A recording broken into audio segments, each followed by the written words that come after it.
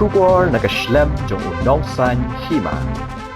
Kakenhun yalaka jong ke Pynnoh Riwar FC na Southwest Castle District kalayo bankure ke jingjop hakelumpung yalaka open to all knockout football tournament arja arpasau arpasan ya kebala penlong de New Nongstein Sport Social and Cultural Club Hamadan New Nongstein.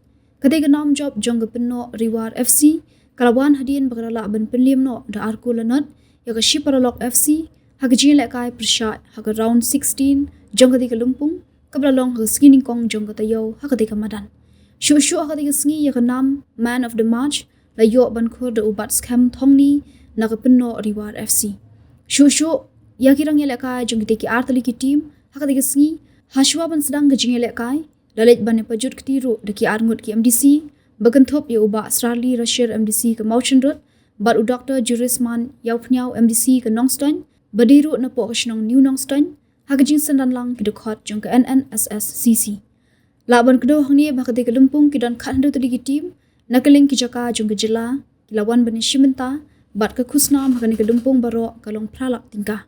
Nakaling ke NNSSCC kalapentep bagajing elek kai ke bakhadu jong ke round 16 hakani kelumpung kanong haka arpu pra tadi minta ubnai hapding ke Lamare FC na nong ba Shillong Persha ya ke Warsan Lingdo FC na Southwest Castle Hills Hak bagajing lekai kanong hakapor architeng Janmiet Hamadan New Nongstein.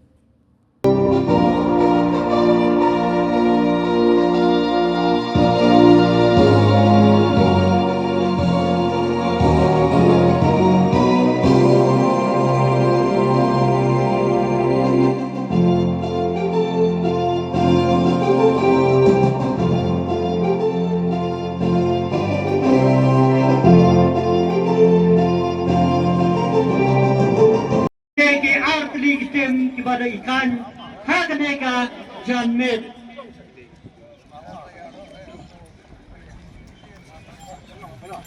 Paman ya berok tinggi kemudian kan itu lelang di mana beda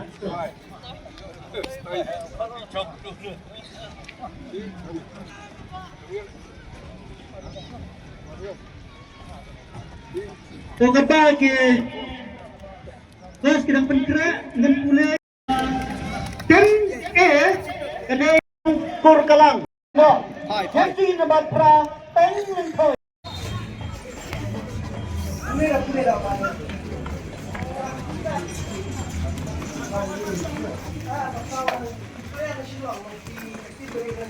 kini bapak miaga jesi barang sau strat yang kini naka Shiparalok Football Club West Castle.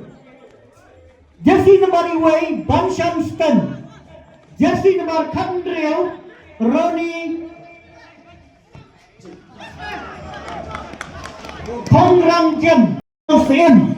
Jersey number Pra Silverstar Tony.